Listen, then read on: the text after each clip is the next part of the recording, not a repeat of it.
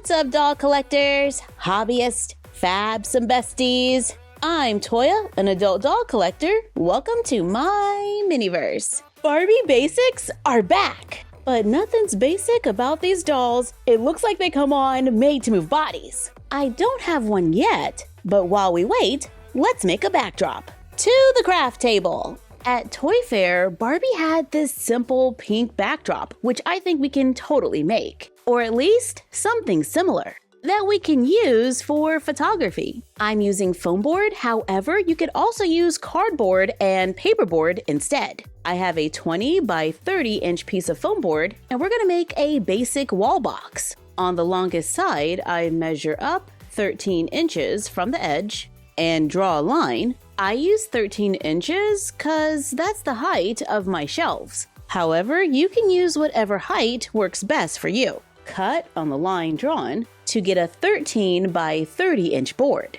I cut 2.5 inches off the side, measure over 6.5, then 3 inches, and another 3 inches, leaving us with 15 inches at the end. Cut on the lines drawn. To separate them, the two 3-inch pieces are going to go with the 15-inch piece.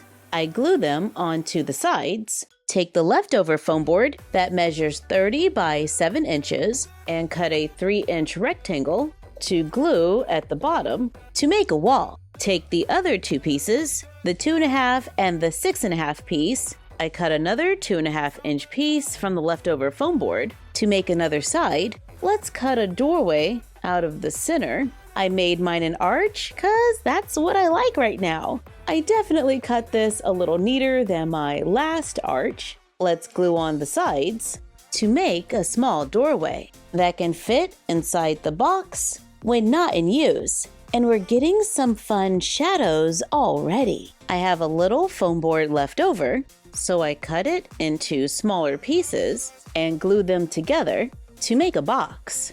I stop to make sure everything can fit in the larger box for storage. With the leftover scraps, I make a full wall with a box underneath for support and another small box. Everything can still fit neatly in the larger box, and we only used one piece of foam board. In our inspiration photo, everything was pink, and right now, everything is white. We could choose to glue on poster board, paper, or scrapbook paper. I want to go with a color that's a little more neutral and try to lightly dry brush it with a little acrylic paint and hope that it doesn't warp. I am gluing some supports behind this single wall. You know, the one with the box. I'm just adding a little bit of paint at a time, trying to make sure I don't saturate the board. Then I mix in a little white paint to just kind of blend it all together. If it does bow a little, I've had a little luck with painting the other side to straighten it out. Sometimes it works, sometimes not so much. But today, it's pretty good. So I cut another piece of foam board, painted it, and drew a couple lines. For a floor extension, now we can rearrange all the different pieces to make an ever-changing space for photography. Loving the little hallway over here, and I did make one more board after making the floor so that we could use it to cover any spaces, giving us a backdrop that is still pretty interesting but allows us to focus on the doll. And of course, we can add accessories and furniture to create a doll room. Delivery! Yeah! The dolls have arrived! This is Barbie's signature Barbie Basics Model 1. The packaging is pretty straightforward. It's black and there's a picture window on the front. We can see the dolls going around the box. To the back, at the top it says customize, personalize, play. Every Barbie should have the wardrobe essentials. Barbie Basics makes its comeback with the little black dress, a chic closet classic that always makes its mark. From demure to daring. These LBDs are made with stretchable fabric for a universal fit and paired with timeless jewelry so that all Barbie Basic dolls can wear, share, and style in their own iconic ways. And at the top, we can see an illustration of the new neck peg, which is going to make those body swaps so much easier. So does that mean we're not gonna need the kettle? Let's find out. Here's model 1 out of the box. She has brown hair with lighter brown highlights. The hair is cut to about the collarbone and it does have product and a center part. She has neutral eyeshadow, hazel eyes, and a pink lip color. Looks like her earrings are removable. Yes! They are gold hoops. However, my finishing is flaking. However, this is my experience and yours could be different. This doll has a made-to-move body with movement at the head, shoulder, upper arm, 2 joints at the elbow, can move at the wrist, chest, hip, upper thigh, double joint at the knee, and can move at the ankle. She comes wearing a black shirt dress. Gotta remove the tape. The dress velcros in the back, and she has black boots. I paid $25 for this doll. All right, let's see if we can remove her head. I'm just gonna pull it right off and hope I don't break it. And there we go! I did it! Here is a look at the new neck peg, and the inside of the doll's head looks pretty much the same. This doll's skin tone looks kinda similar to the AA soccer player, so it's not a perfect match for Aaliyah, but I might do it anyway. I tried living with the original body, y'all. You know I tried. But for the shelf, we have a strict made-to-move body policy, unless you're Elphaba. These dolls come with a doll stand and a certificate of authenticity. And the original doll face doesn't appear to be shiny and pixelated. It is so cool that I can just switch them whenever I want. Model 2 is on an original body. She has blonde hair with blue eyes, gray eyeshadow, a pink lip color. She comes with a side part and her hair styled in a ponytail. It does have a little curl to it. She wears a black dress with a mock neck and cutouts on the sides. It is open in the back, and she wears tall black shoes. She has a similar skin tone to Barbie Looks doll number 23 and has removable silver hoops and a removable head.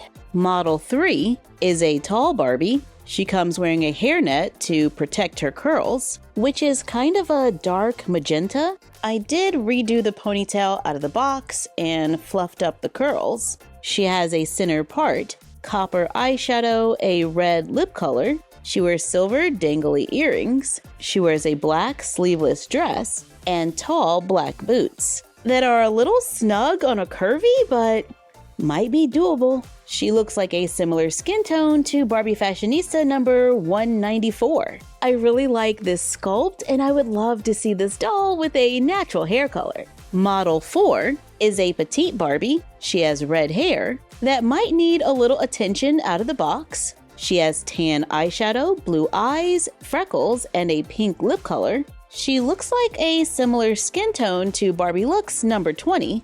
She comes with silver earrings that I find a little difficult to remove. She wears a black maxi dress with ribbon straps. There is a split on one side, and she wears black platform sandals. She does come with some plastic knee protectors that are easy to remove. You know what? This is pretty flexible.